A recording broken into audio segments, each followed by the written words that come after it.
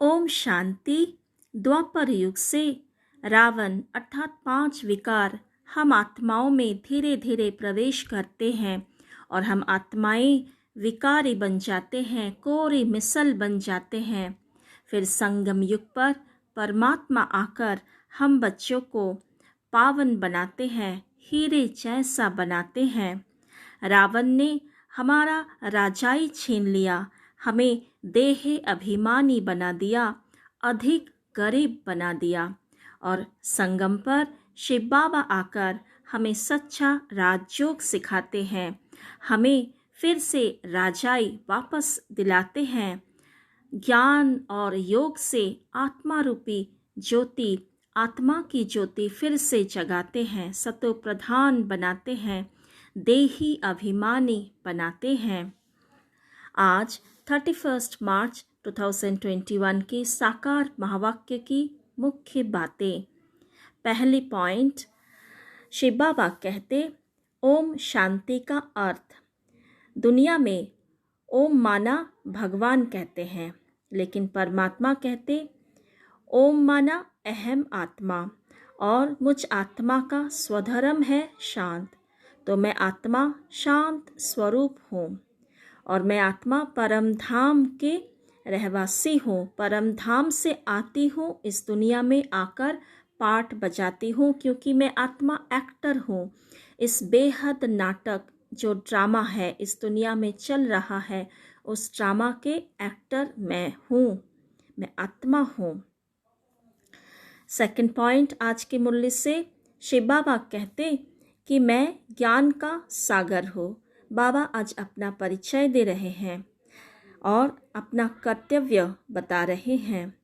और शिव बाबा एक्ट भी करते हैं, कहते हैं एक बाप ही नंबर 1 एक्टर है जो पतितों को पावन बनाने की एक्ट करते हैं।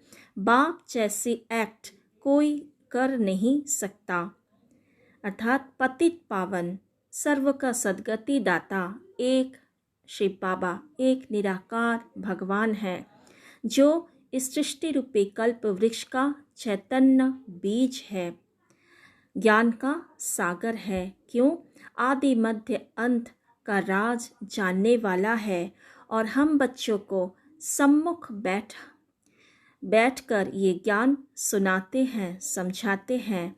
और परमात्मा कहते मेरा अपना शरीर नहीं, मैं इस शरीर द्वारा अर्थात ब्रह्मा के शरीर द्वारा एक्ट करता हूँ, मेरा नाम शिव है। और संगम युग पर ही परमात्मा आकर, कल्प में एक बार आकर हमें ये एक्ट हमारे साथ मिलते हैं और ये पतित से पावन बनाने की महान कर्तव्य करते हैं। थर्ड पॉइंट, बाबा स्मृतियाँ दिला रहे हैं। शिव बाबा कहते तुम भारतवासी आदि सनातन देवी देवता धर्म के हो, हिंदू धर्म के नहीं हो। मीठे मीठे सिकिलधे लाडले बच्चों, तुम ही पहले पहले भारत में थे।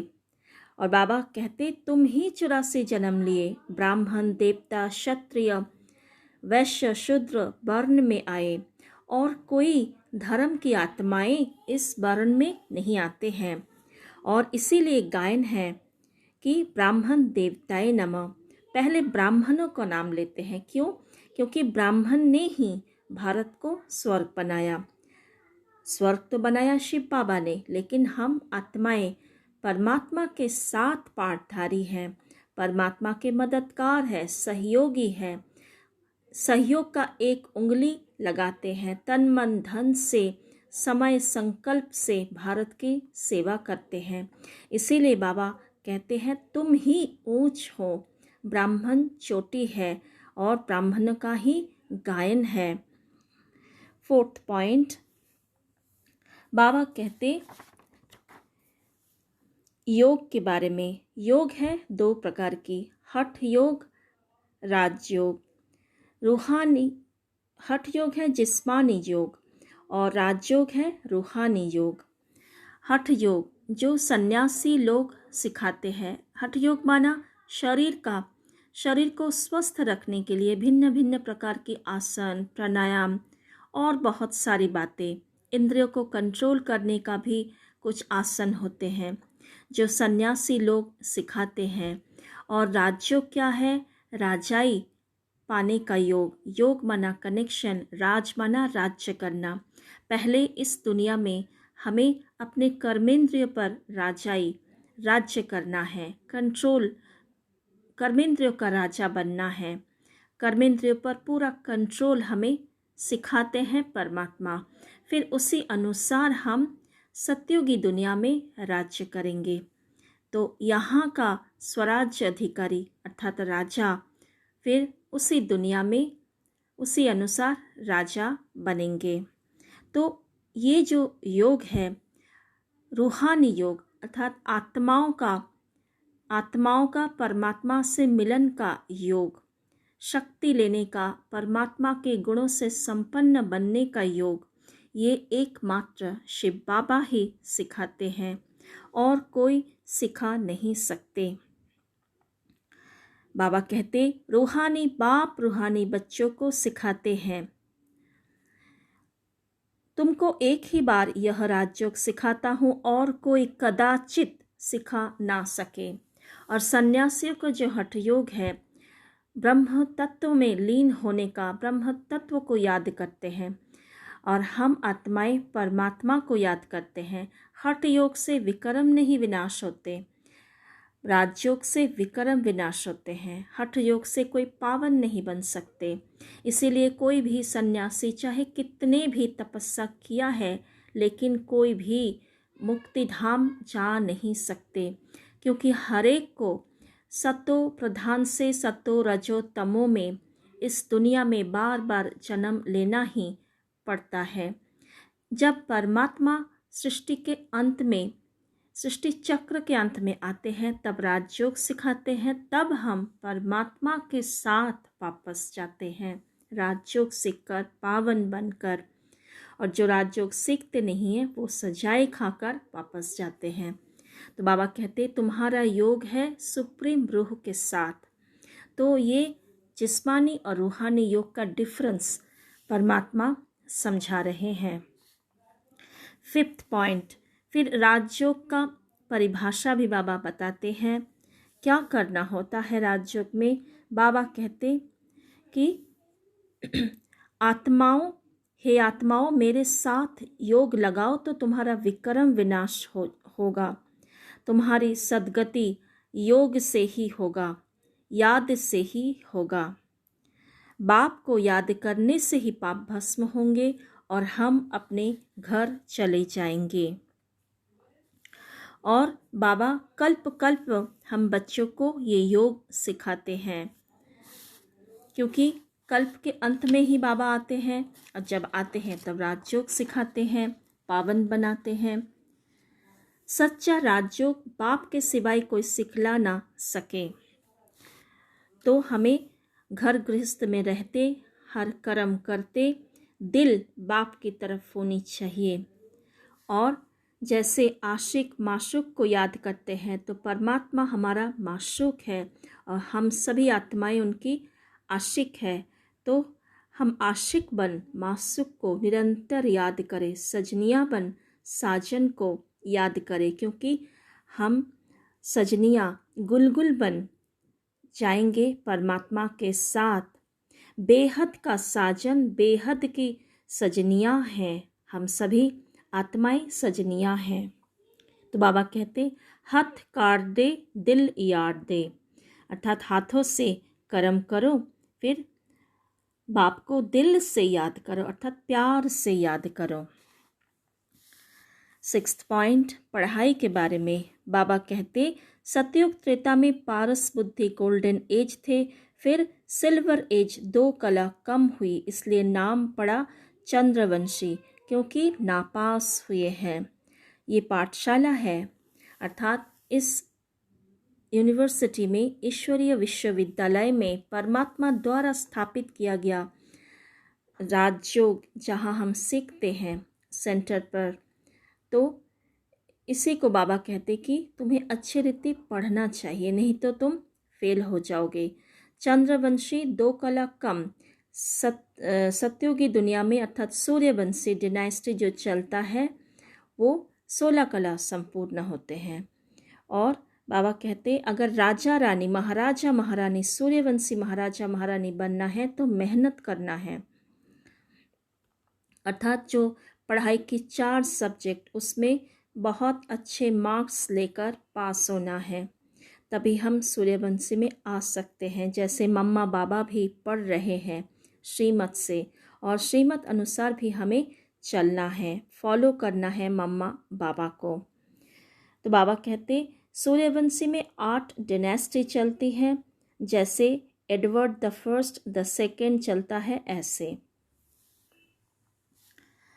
7 पॉइंट बाबा कहते कि जैसे तुम्हारा ये जन्म है मर्जीबा जीवन, सन्यासी लोग जब घर छोड़ जाता है तो घर से कोई संबंध नहीं रखता है और उनका नाम भी बदल जाता है। ठीक वैसे ही जब यज्ञ की स्थापना हुई थी तब परमात्मा भी सभी आत्माओं को, भाई बहनों को अलग अलग नाम दिया। जैसे दादी गुलजार के नाम पहले शोभा थी, लौकिक में शोभा थी, और बाद में बदलकर उनका नाम हुआ हृदय मोहिनी। जैसे रतन मोहिनी दादी का नाम पहले कुछ और थी, प्रकाश मुनि दादी का नाम थी रमा। इस तरीके से शिव बाबा ने हर एक का नाम दिया था। लेकिन बाद में जब बेगारी पाठ शुरू हुआ यज्ञ में, तब बहुत सारे आत्माएं यज्ञ छोड़कर चले गए। तो बाबा कहते आश्चर्यवत सुनंते कथनते भागंती हो गए, तो नाम आना बंद हो गया और फिर नाम रखते नहीं हैं। 8 पॉइंट बाबा कहते रावण ने तुम्हारा राज्य छीना। रावण माना 5 विकार। 5 विकारों के कारण हमारा मनुष्य जैसा शकल है, लेकिन कर्तव्य बंदरों जैसा हो गया है। अर्थात हमारा कार्य, हमारा चरित्र, कैरेक्टर मनुष्य जैसा नहीं रहा, क्योंकि आत्मा को ही हम भूल गए, देह अभिमान में आ गए। तो देह अभिमान में आने से सारे कार्य ही हमारा कुकर्म हो गया है। बाबा कहते दुनिया में लोग समझते हैं रावण कौन है, और रावण की लंका, अर्थात जो दिखाते हैं ना श्रीलंका में रावण था, तो बाबा कहते वो कोई लंका रावण उस पर नहीं थे। रावण माना 5 विकार, और ये पूरी दुनिया बेहद का टापू है, बेहद का लंका है। टापू माना आइलैंड, द्वीप, जहाँ चारों तरफ पानी है और बीच में स्थल अर्थात लैंड होता है। ठीक वैसे ही इस दुनिया के चारों तरफ पानी है, सागर महासागर बहुत सारे हैं, और पूरी दुनिया में इस समय 5 विकार का राज्य है, बोलबाला है, प्रभाव है, हर एक आत्मा विकारी है। तो जैसे बेहद का लंका, और पहले राम राज्य था, अब रावण राज्य है। तो राम माना परमात्मा, परमात्मा आए हैं फिर से राम राज्य अर्थात स्वर्ग स्थापन करने। वरदान है आज का, अटूट कनेक्शन द्वारा करंट का अनुभव करने वाले सदा माया जीत विजयी भव। स्लोगन, तपस्वी वह है जो अच्छे बुरे कर्म करने वालों के प्रभाव के बंधन से मुक्त है। ओम शांति। मैं आत्मा तपस्वी हूँ। तपस्वी जो दृढ़ता संपन्न संकल्प करने के समर्थ है। तपस्वी वह है जो परमात्म याद की छत्र छाया में रहते हैं। तपस्वी वह है जो दुनिया में रहते कमल फूल समान एक शिव बाबा की तरफ दृष्टि रहती है। तपस्वी वह है जिसके दिल में दिलाराम बसे हैं, एक बाप दूसरा ना कोई। तपस्वी वह है जो हर परिस्थिति में, हर बात में किसी के प्रभाव में ना आने वाला। तपस्वी वह है जो मन के सूक्ष्म बंधनों से भी मुक्त, स्वतंत्र है, देह और देह के आकर्षणों से मुक्त, उड़ता पंछी है, मरजीवा है, जो बाप के बन गए हैं। तपस्वी वह है जो अपनी बुद्धि से, मन से, संपूर्ण रूप से परमात्मा को अपने सब कुछ समर्पण कर उन्हीं के अंग संग रहने वाला है। चले शिव के सच्चा संग में, सत्संग में अपने आप को भरपूर करने, शिव के घर निराकार शिवालय में फील करें देह रूपी जंजाल, देह और देह की ये विकारी दुनिया को छोड़ मैं आत्मा उड़ता पंछी एक सेकंड में स्वयं को परमात्मा के अनंत किरणों के नीचे बहुत करीब महसूस कर रही हूँ। परमात्म सर्वशक्तियों की धारा, तेजस्वी करंट, रूहानी करंट मुझ आत्मा के सारे विकार को जलाकर भस्मीभूत कर रहे हैं। सभी विकारों से, सभी सूक्ष्म माया के बंधन से,